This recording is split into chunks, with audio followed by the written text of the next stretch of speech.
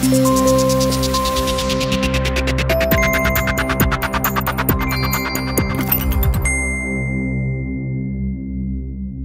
coronavirus outbreak which has killed 9 could mutate and spread further, authorities in China have warned.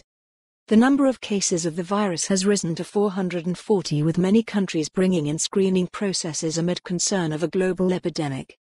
Deputy Director of the National Health Commission Li Bin told reporters all the deaths had been in Hubei province, where the first illnesses from the new coronavirus were reported in December.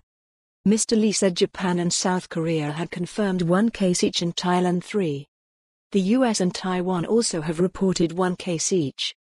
There has already been human-to-human transmission and infection of medical workers, Mr. Li said. Evidence has shown that the disease has been transmitted through the respiratory tract and there is the possibility of viral mutation. Authorities are particularly concerned about travelers arriving from Wuhan, the central eastern city where the virus appears to have originated. In China, face masks sold out and officials at airports and train stations checked passengers for fevers as the country sought to control the outbreak. Guards at Wuhan's airport pointed electronic thermometers at travelers. Anxiety grew at home and abroad after Chinese government expert Zhong Nanshan confirmed fears on state television late on Monday that the new type of coronavirus can spread from human to human. The U.S. on Tuesday reported its first case, saying a Washington state resident who returned last week from the outbreak's epicenter was taken to hospital near Seattle. The stock prices of some companies that sell masks rose on Tuesday, but markets fell in much of Asia as investors worried about the potential impact on tourism and the economy. Several online retailers were sold out of masks, which were being sold for more than 10 times their original price. Users of the popular Weibo social media platform urged others to wash their hands and stay home.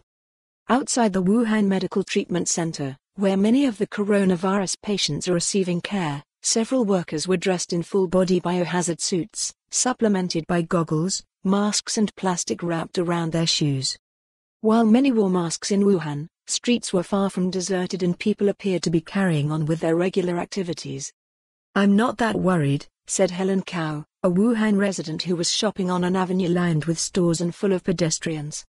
Like many in the city, she began wearing a mask after hearing Mr. Zhong's assessment of human-to-human transmission. "Maybe people from other places are more concerned about our health, but, Wuhan, locals actually are continuing to eat, go out and take strolls, go clubbing at night," Ms. Cao said. "Everything's very normal, everyone's just wearing masks, nothing more." Initial symptoms of TH. For more on this story, visit the news article link.